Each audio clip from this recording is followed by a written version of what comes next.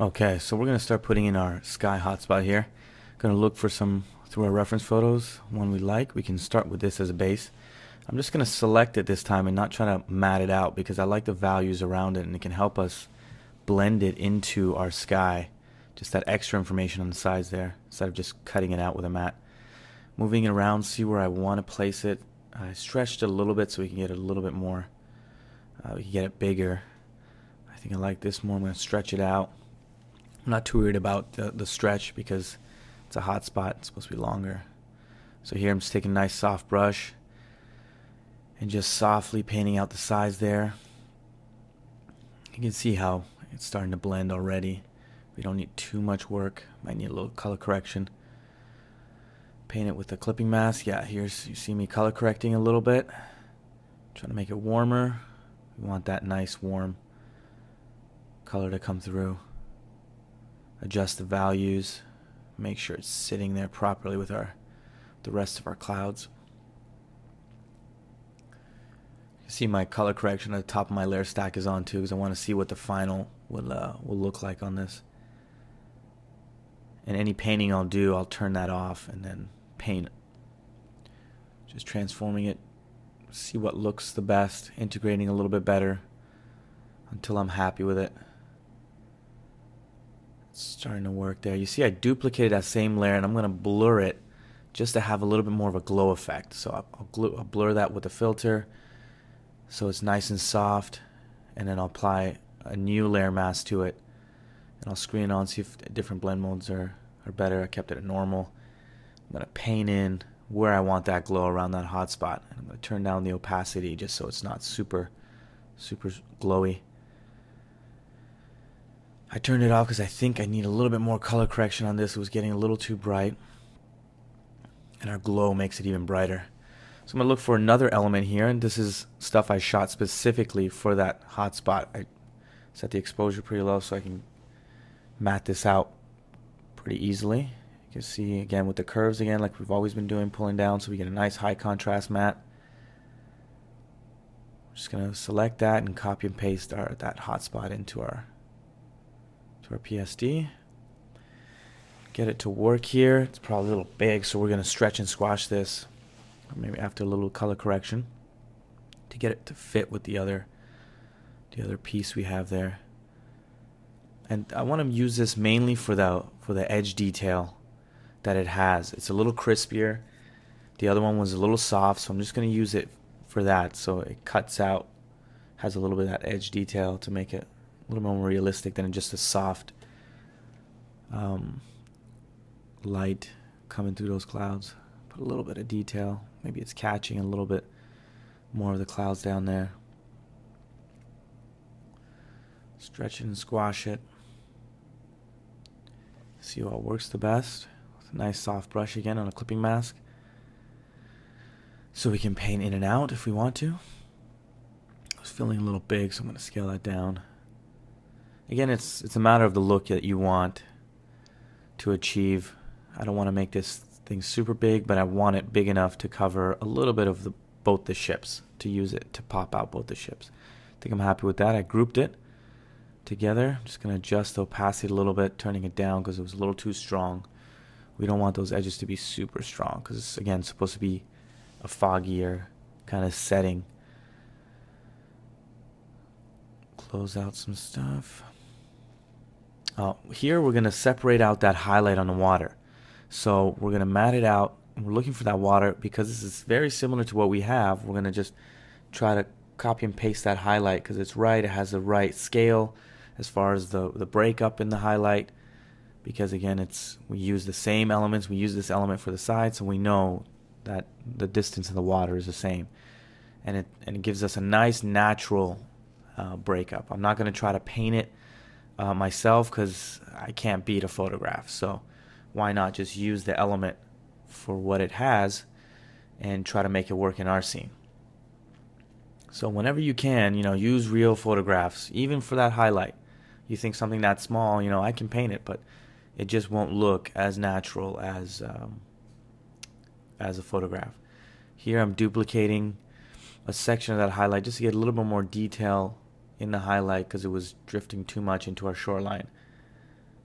So just duplicating and moving it up till we get a little more break up in there. Softening out the edges because it was a little too light, a little more light spill than I wanted. Move it into place right underneath there, and we'll fix the opacity and the intensity of it to match. And again, it's good to have your reference on the side, or it's on my other monitor here to look at the intensity and the color of this highlight. And then from there we can exaggerate a little bit, but it has to be set in reality so looks like a super bright hot spot when that can break the realism in our shot. So always refer back to your reference, always, even for something this small. Yeah, just gonna knock down that light spill a little bit more, make it a sharper highlight. Checking back to a reference, seeing the color, the contrast of the highlight on top of that water. Moving our hotspot around, and we may move this highlight again once we put our ships in it. We may notice that we may need to move it for compositional reasons, so we're gonna make it work first, and then we may move it around later.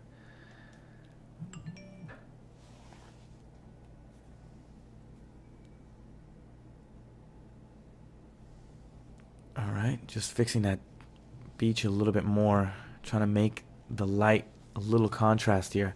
And what I did was I duplicated it and I put it on a soft light layer and took out the saturation of the whole layer, and then I lifted the black so it's not so contrasty, and then just toned down the opacity. I kept it at 100% in this case, but I'll usually tone down the opacity, and we're just that makes the lights pop there, and that was the purpose of it, because I felt like that beach layer wasn't getting enough light on those white spots. Here I'm using a reference of how that water integrates into the rock, so I'm gonna use this element to pull out just where that wave hits the rock, and I'm gonna use that element to integrate our rocks. So making a nice high contrast. Copy that, paste it into our scene on top of our rocks and everything. So you can see, even using photos for just this little element, which is the rock paint, gives us a more natural feel. Like, you can paint that, I could, but this is just more natural. It has a real natural break up to the water and the rocks, and then I can use that if I want and paint on top of it. But as long as the base is set in reality, it really helps me out. So even for something this small, I'll try to use a photo and then paint on top of it to enhance it or clean it up, or but everything is based on that. So here I'm going to color correct. It's a little too bright, so you see my color correct layer on top of in my PSD layer stack there is off, so I'm going to color correct it with that off, the global color correct. Just pulling out the warmth, trying to match what's in the plate. So there's a lot of reference in the plate already of what the light intensity on those waves are, and then I'll match that, try to get it as close as possible. Color, value and contrast, matching it, just looking at that section right there on the left, trying to get it as close as that.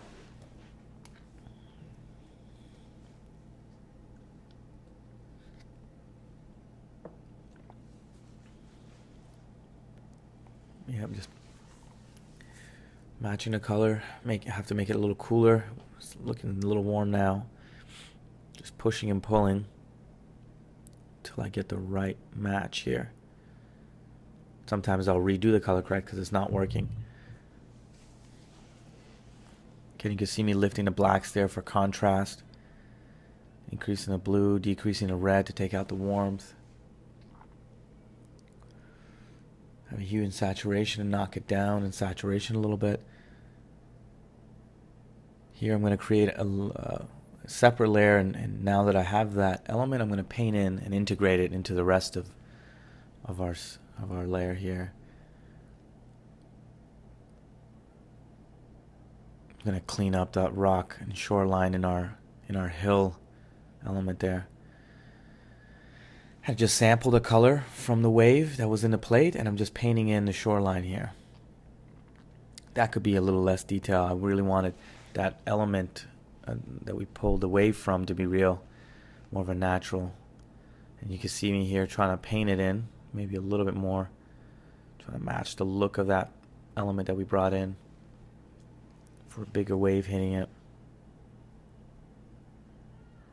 And because it's in the background there, we can get away with a little bit of paint. And then we're gonna, scale it down. This is at 5K. We'll bring it down to 2K, and this stuff will just look seamless.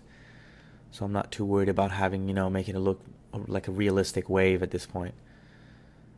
Again, you have to really know where you're painting it. Like, things back here are gonna be super tiny, so I'm not gonna spend too much time trying to make it a realistic wave.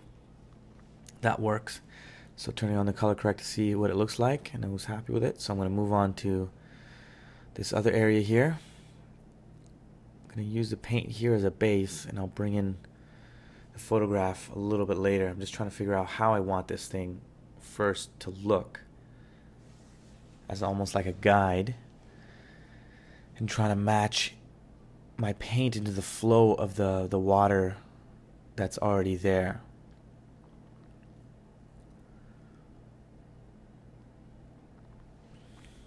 Color was a little too bright, so I went over it with a little darker. Again, using a brush from our set that's a little bit more, it's got a little bit more texture and kind of breakup to it than just, a regular round brush. It helps with the edges for sure. With a breakup, gives a more natural look than if I was to use a soft brush or a round circular brush. So we're painting in the wave there a little bit. Trying to integrate it into that line, into the water. Turning our color correct layer to see what it looks like. Evaluate it. Yeah, now we're going to use a little bit more of the photo element because it's a little bit more foreground, so we're going to need a little more detail in there in some places. So we copy paste and see what we can get to work here for us. I'm going to try some things out. If it doesn't work, we won't use it. We'll use a different part of that photo, but again, it's trial and error to see. We're not going to nail it perfect on the first time every time. Paint it in with a textured brush to get it a little bit more breakup in the edge when we're painting, so they're not perfect edges.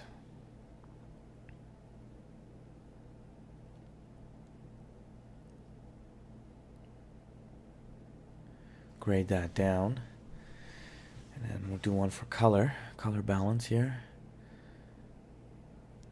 Pushing it to the blues.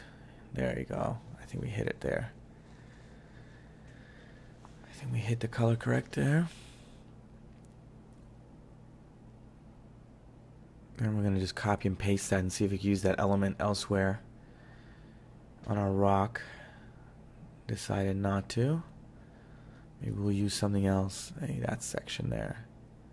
It's a little bit more softer. It's not like waves crashing onto this thing because it's on the back side of this. So any wave that would have crashed on it would have been on the flip side of this rock. So we want just a little bit more flow. Not so much waves crashing on this element. From this side at least. Skew it into perspective. See if you can just, we're trying to just put some edge detail on where the rock, meets that water to help it integrate. That's the purpose of this. And if we can work with an element that has those details in it and pull it from there, it'll give us some more of a natural feel and break up of that water than if we were to paint it ourselves.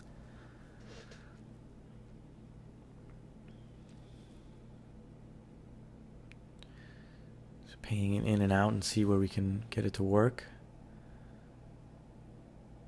Yep, that works a little bit better for us, I think. Again, we want to make sure that we're following where that rock line hits the water. We're just not painting directly on top of it. We want to match what we had. I think we're happy with it. We turn on a color correct and we're good.